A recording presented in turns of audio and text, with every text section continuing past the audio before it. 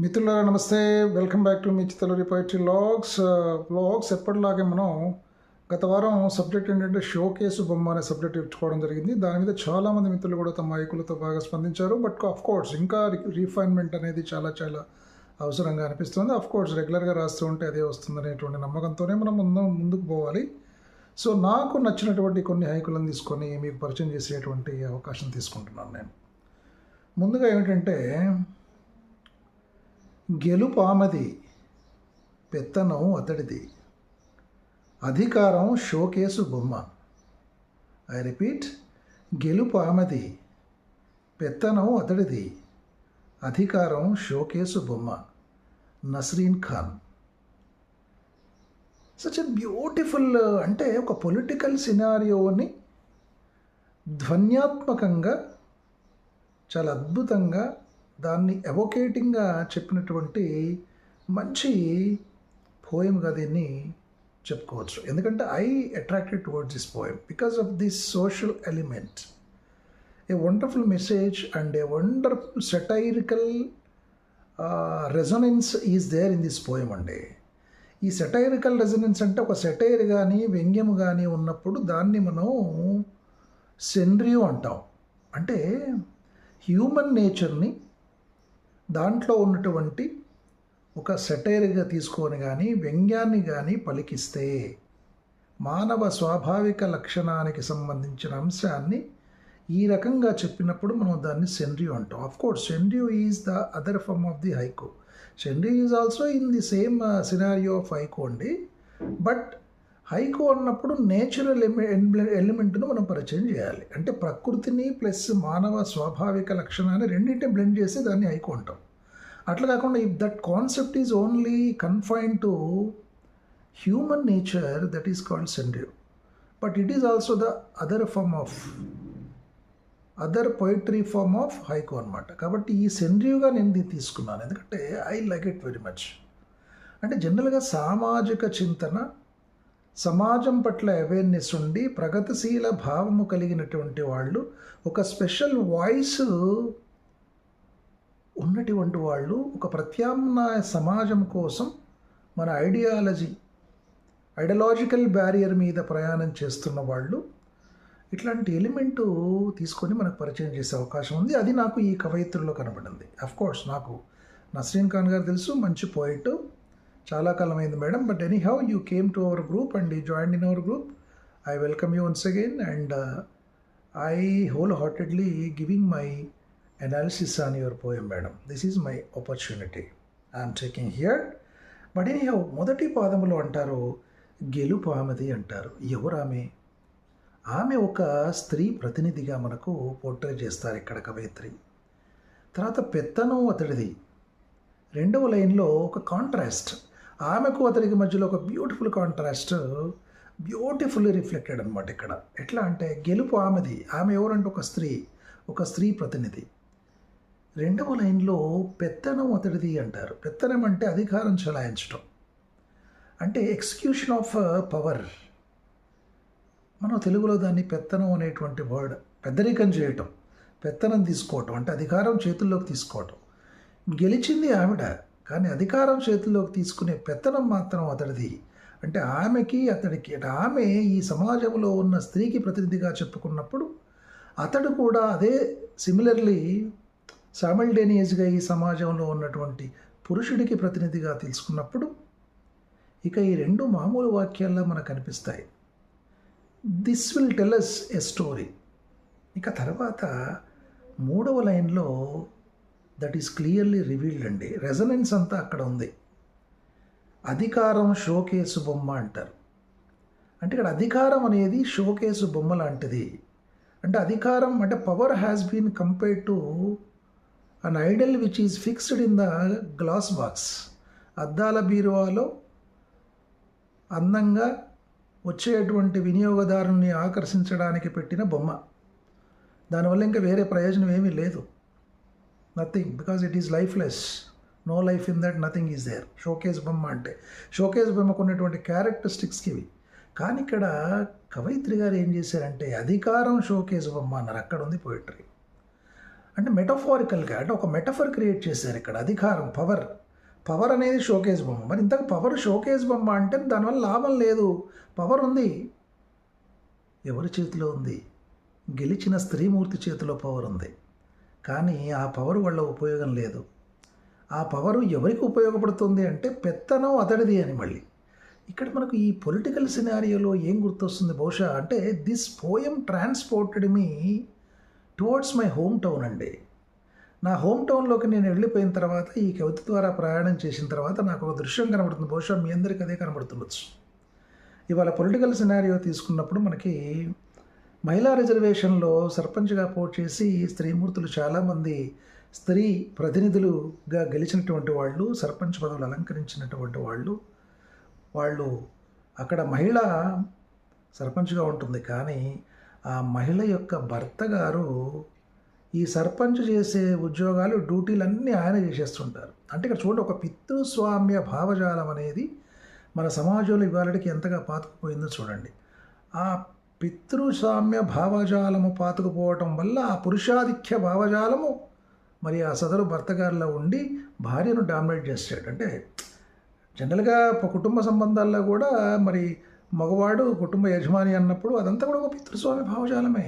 Democratic space అనేది అసలు యాక్చువల్గా ఉండదు. ఈక్వాలిటీ అని ఏదో మాటలు చెప్తారు, అవన్నీ ఎక్కడ ఉంది చెప్పండి.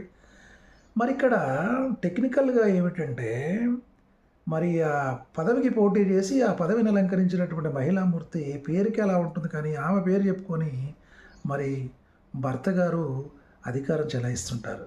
అన్ని అంశాల్లో భర్త గారే పెత్తనం చెలాయిస్తుంటారు. మరి ఆ గెలిచిన స్త్రీమూర్తి చేతిలో కదా ఉండాల్సింది పవర్. అంటే నేను ఒక ఎగ్జాంపుల్ ఇస్తున్నాను. సర్పంచ్గా ఒక స్త్రీమూర్తి గెలిచిందనుకోండి, ఆ సర్పంచ్ గారి చేతిలో పవర్ ఉంటుంది. యాక్చువల్గా she is the owner of that power. మరి ఆ power she has to execute that power. Instead of her who will execute the power అంటే వారి భర్త గారు ఎగ్జిక్యూట్ చేస్తూ ఉంటారు. అంటే ఇక్కడ పితృస్వామ్య భావజాలం డామినేట్ చేస్తూ ఉంటుంది. వాళ్ళు కూడా నిశ్శబ్దంగానే ఉండిపోతారు, మా ఆయనే కదా కానివ్వండి అన్నట్టుగా. కానీ టెక్నికాలిటీస్లో కొన్ని చోట్ల వింటూ ఉంటాం, సర్పంచ్ వారు కదండి, ఈయనేమిటండి అని చెప్పేసి అనేటువంటి విమర్శలు కూడా మనం వింటూ ఉంటాం. కానీ ఇది ఎక్కడి నుంచి వచ్చిందంటే ఈ మూలాలు ఎక్కడున్నాయంటే పితృస్వామ్య భావజాలంలో ఉన్నాయి. అది చెప్తున్నారు ఇక్కడ కవయిత్రి. అధికారం షోకేజ్ బొమ్మ అంటే ఆమెకు అధికారం వచ్చింది, కానీ అయినప్పటికీ కూడా తన అధికారాన్ని వినియోగించుకోలేని పరిస్థితి. ఆమె చేతిలో ఉన్న అధికారం కేవలం షోకేజ్ బొమ్మలాగానే ఉంది. అంటే ఆవిడ కేవలం షోకేజ్ బొమ్మలాగానే ఉంది, వినదు, కనదు, చెప్పదు అన్నట్టుగా. ఒక షోకేజ్ బొమ్మ ఏం చేస్తుందో లైఫ్లెస్ డాల్ కదా అది. ఆ లైఫ్లెస్ డాల్ ఏమీ చేయలేదు అని అంటే ఆమె చేతికి ఇచ్చినటువంటి అధికారం కూడా షోకేజ్ బొమ్మలా అయిపోయింది. ఎందుకంటే ఆమె అధికారాన్ని ఆమె ఎగ్జిక్యూట్ చేయడం లేదు.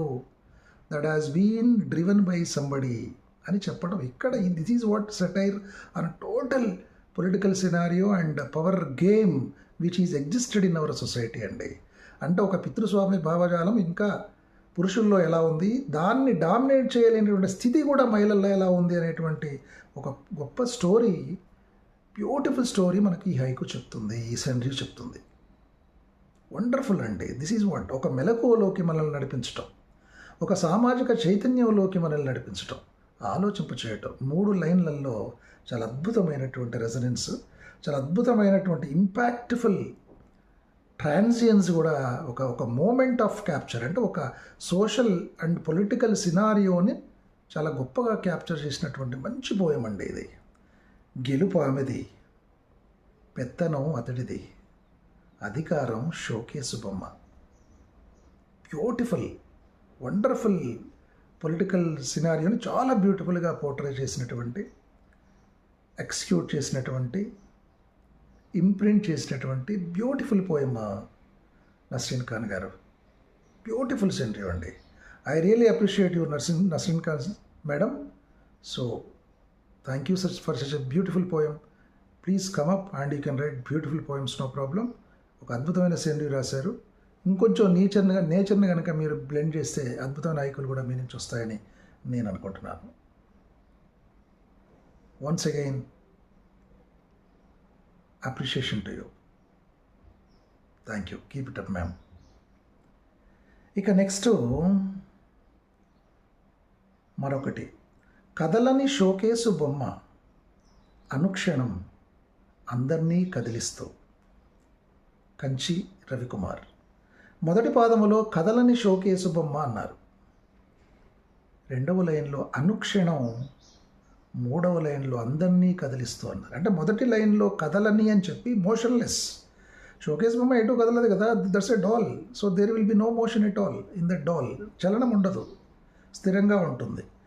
అనుక్షణం అందరినీ కదిలిస్తూ అని రెండో లైన్లో మూడో లైన్లో చెప్తారు. కానీ ప్రతి క్షణం అది కదలకుండా ఉన్నప్పటికీ కూడా అందరినీ కదిలిస్తూ ఉంటుందట. మొదటి లైన్లో కదలని అని చెబుతూ మూడవ లైన్లో కదిలిస్తూ అనడం. This is the beauty of contrast అండి బిట్వీన్ మోషన్ అండ్ మోషన్లెస్.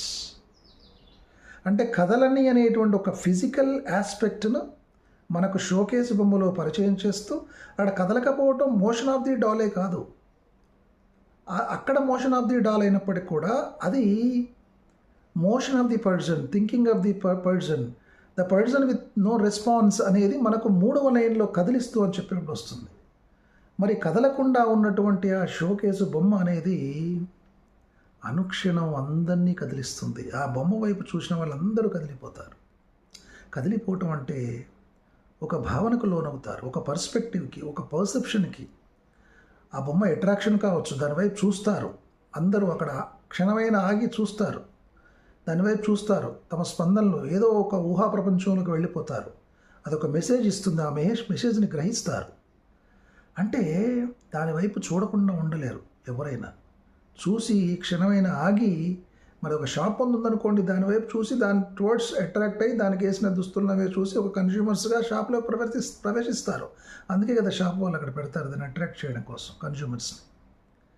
అంటే అది కదలని బొమ్మ అయినప్పటికీ కూడా అందరినీ కదిలిస్తూ ఉంటుంది, అందరిలో ఆలోచనలు రేకెత్తిస్తుంటుంది, అందరినీ ఆలోచింపజేసేలా చేస్తుంది. This is the beauty of contrast has been taken.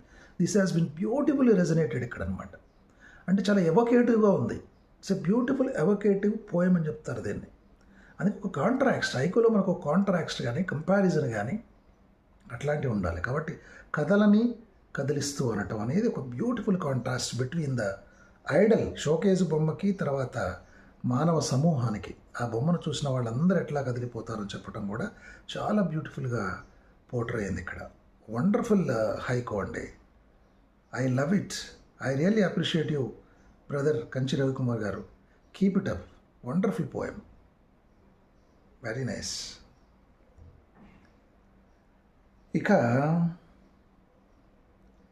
జీవమున్న మనిషికి కట్టుకొను బట్టకరు షోకేసు బొమ్మ చూడు, వరప్రసాద్ ఉటుకూరి గారు. చిన్న సవరణ చేశాను అంతే, ఆయన చెప్పిన భావమే కానీ చిన్న సవరణ. జీవమున్న మనిషికి కట్టుకొను బట్టకరు, మూడవ లైన్లో షోకేసు బొమ్మ చూడు అని చెప్పాను నేను. మరి షోకేసు బొమ్మ వైపు ఒకసారి చూడండి, ఏం కనబడుతుంది మనకు? షోకేస్లో ఉన్న బొమ్మ వైపు చూస్తే చాలా ఖరీదైనటువంటి ప్రకాశవంతమైనటువంటి కొత్త బట్టలు వేసి పెడతారు వాటికి, ఆ షోకేస్ బొమ్మలకి. ఇక్కడ కవి ఏం చెప్తాడో, ఇక్కడ కూడా ఒక సామాజిక కోణాన్ని గొప్పగా ఆవిష్కరించారు. జీవమున్న మనిషికి కట్టుకును బట్టకరు, ప్రాణాలతో ఉండి మన కళ్ళ ముందే తిరిగాడుతున్నటువంటి మానవ సమూహంలో ఉన్నటువంటి వ్యక్తికి బట్టకరువు, కట్టుకోవడానికి బట్ట ఉండదు, ఒంటి మీద బట్టలు ఉండవు, పేదరికం. కానీ ప్రాణం లేనటువంటి సింపుల్గా బాక్స్లో ఉన్నటువంటి జస్ట్ షో కోసం పెట్టినటువంటి బొమ్మకి రోజుకు ఖరీదైన దుస్తులు వేస్తూ ఉంటారు ఆ షాప్ వాళ్ళు.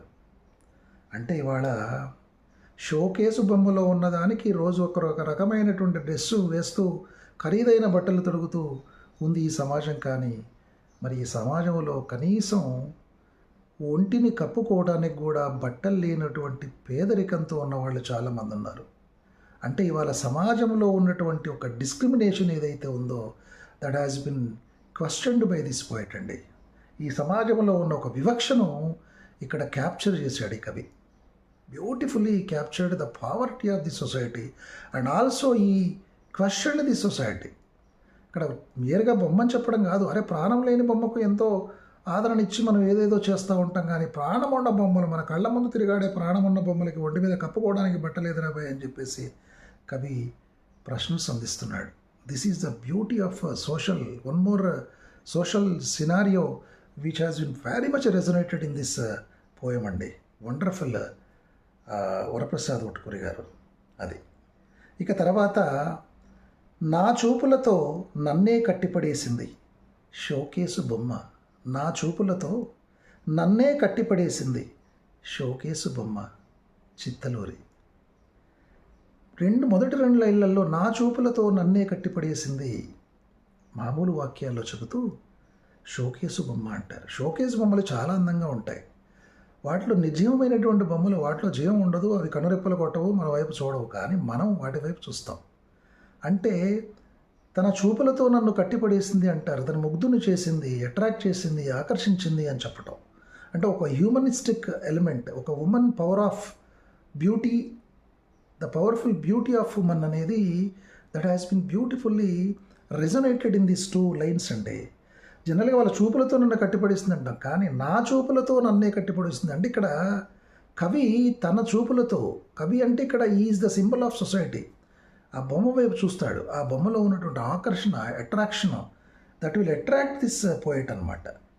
అంటే షోకేస్ బొమ్మలు ఇది దిస్ ఈజ్ వాట్ చమత్కారం, this is what a beautiful poetry, beautifully knitted in this 2 lines. నా చూపులతో ఒకరు తమ చూపులతో మనల్ని కట్టిపడేయడం అంటే అది సాధారణ వాక్యం. కానీ నా చూపులతో నన్నే కట్టిపడేది అంటే నేను బొమ్మ వైపు చూడటం వల్ల ఆ ఆకర్షణలకు లోబడిపోయి ఆ బొమ్మ వైపు అలాగ ఉండిపోయి చూస్తూ నిలబడిపోయాను. అంటే ఆ బొమ్మ తన అందంతో నన్ను కట్టిపడేసింది. అంటే నేను చూడటం ద్వారా నేనే కట్టివేయబడ్డాను అని చెప్పడం, that is the beauty of the poetry in these 3 lines అండి. కాబట్టి నాలో ఉన్నటువంటి చిత్తలూరి, ఇంత మంచి బ్యూటిఫుల్ కాంట్రాస్ట్ ఇచ్చినటువంటి చిత్తలూరికి, నాలో ఉన్న కవికి నేనే అభినందనలు తెలుపుకుంటున్నాను. Such a beautiful poem. ఇక బాగున్న ఇంకొక 4 పోయమ్స్ చెప్తాను. ప్రాణమున్న మనిషి, అమ్మలాంటి ఆడది, షోకేసులో బొమ్మ కాదు, కే దేవికారాణి రత్నాకర్. మరి ప్రాణమున్న అమ్మలాంటి ఆడది, అమ్మలాంటి స్త్రీ షోకేసులో బొమ్మ కాదండి, దయచేసి బొమ్మలా చూడకండి, స్త్రీ మీకు అమ్మలాంటిది, ప్రాణమున్న మనిషిని గుర్తుపెట్టుకోండి అని సందేశం ఇస్తున్నారు. ఇక మరో పోయం, కొలువొచ్చింది షోకేసు బొమ్మకు కాదు, రుణం తీర్చుకో అంటారు మరికంటి. నీకు ఉద్యోగం వచ్చిందయ్యా, ఇంక నువ్వు రుణం తీర్చుకోవాలి ఈ నేలకి, షోకేసులో బొమ్మలాగా ఉండిపోకు, దేనికి పనికిరాని దానిలాగా ప్రదర్శనకు మాత్రమే ఉండిపోకు. ఉద్యోగం వచ్చినప్పుడు నీకు ఒక బాధ్యత, ఆ బాధ్యతను సక్రమంగా నిర్వర్తిస్తూ నీకు ఉద్యోగం ఇచ్చినటువంటి ఈ సమాజానికి రుణం తీర్చుకో అంటున్నారు మరికంటి గారు. అట్లాగే షోకేసులోంచి బొమ్మను తీసింది మా పాపకు ఊపిరాడింది, నేలపురి రత్నాజీ. అవి ఊపిరాడిందని నేను యాడ్ చేశానండి, చేస్తే ఇంకా కొంచెం వెయిట్ వస్తుందేమో నాకు దానికి అనిపించింది. షోకేసులోంచి బొమ్మను తీసింది మా పాపకు ఊపిరాడింది. షోకేస్లో బొమ్మ నిర్బంధించబడి ఉంటుంది, దానికి స్వేచ్ఛ ఉండదు, గాలి వెలుతురు ఉండదు. పాప తీసిందంటే పాప is wanting some freedom even for that doll also. పిల్లల్లో అట్లాంటి స్వచ్ఛమైన ప్రేమ ఉంటుందని ఒక తాటుతో నేను ఊపిరాడింది అని యాడ్ చేశాను. ఆఫ్ కోర్స్ మీకు నచ్చచ్చు. అలంకారమే షోకేసు బొమ్మ అడుగుతోంది, స్వేచ్ఛ ఎక్కడని. అలంకారమే షోకేసు బొమ్మ అడుగుతోంది, స్వేచ్ఛ ఎక్కడని నల్లా సాయిబాబు గారు. మరి అలంకారం కోసమే ఆ షోకేజ్ బొమ్మ పెట్టారు, కానీ అది అడుగుతోంది స్వేచ్ఛ ఎక్కడని అని. అంటే నిజానికి షోకేజ్ బొమ్మకే మరి మనసు ఉంటే అది అడుగుతుంది స్వేచ్ఛ ఎక్కడని. దాన్ని బంధిస్తాం కదా అద్దాల బీరువాలో. అంటే అద్దాల బీరువాల్లో ఎంత అందమైన బొమ్మ అయినా అద్దాల బీరువాలో బంధిస్తే దానివల్ల ప్రయోజనం ఏముంటుంది? అది కూడా స్వేచ్ఛ కోరు ఉంటుందంటే ఇండైరెక్ట్గా ఈ wants the freedom of humanity, human beings అండి. దట్ ఈస్ వాట్ నల్లా సాయిబాబు గారు చెప్పారు. బ్యూటిఫుల్ అండి. ఇవి నాకు నచ్చిన మరికొన్ని poems. Anyhow, love you all once again. మరి ఇట్లాంటి విశ్లేషణ కోసం చూస్తూనే ఉండండి మీ Chittaluri poetry vlogs. I want your support. దయచేసి నా ఈ విశ్లేషణ నచ్చినట్లయితే లైక్ చేయండి, షేర్ చేయండి, సబ్స్క్రైబ్ చేయండి. మీ అన్ని గ్రూపుల్లో నా YouTube channel Chittaluri poetry vlogs. నమస్తే.